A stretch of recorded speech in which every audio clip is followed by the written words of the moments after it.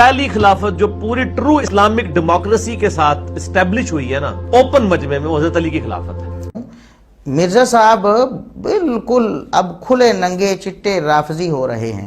یہاں تک انہوں نے کہہ دیا حقیقی اسلامی طریقہ کار جو ہے خلافت کا، اس کے مطابق صرف سیدنا علی رضی اللہ عنہ کی خلافت تھی۔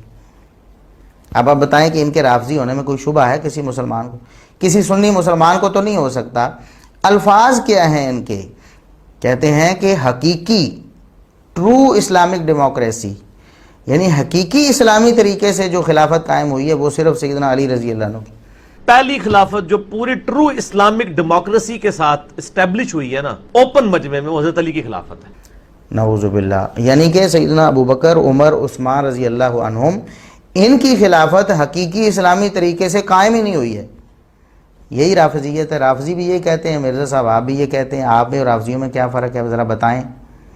کوئی مرزا صاحب کا معتقد ہی ہمیں بتائے کہ رافضیوں میں اور مرزا صاحب میں کیا فرق ہے۔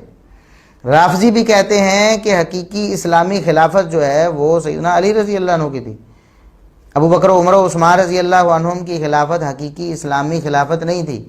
مرزا صاحب بھی یہی بات کہہ رہے ہیں۔ اب اس کے بعد اب کیا شبہ رہ جاتا ہے اور رافضیت میں اور مرزا صاحب میں کیا فرق رہ جاتا ہے؟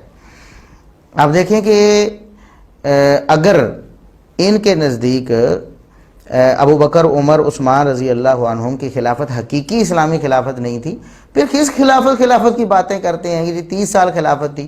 آپ تو اس کو بھی جھوٹا کہہ رہے ہیں خود ہی بھی، خلافت تو علی رضی اللہ عنہ کی ہے، وہ 2.5 سال ہے صرف۔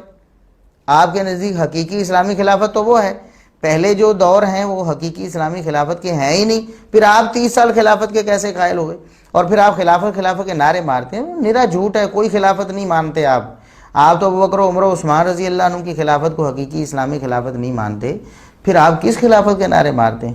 پھر لوگوں کو خلافت و ملوکیت میں ایسے الجھا کر، جھوٹ بول کر کیا فائدہ ہے؟ اب ننگے چٹے طور پر آپ رافضی ہو رہے ہیں۔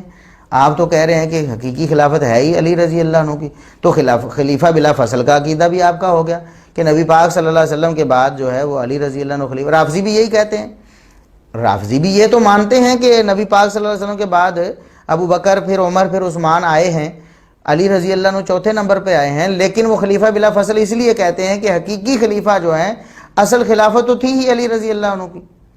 آپ نے بھی یہی بات کہہ دی، آپ خلیفہ بلا فصل کے بھی قائل ہو گئے ہیں کہ علی رضی اللہ عنہ خلیفہ بلا فصل ہیں۔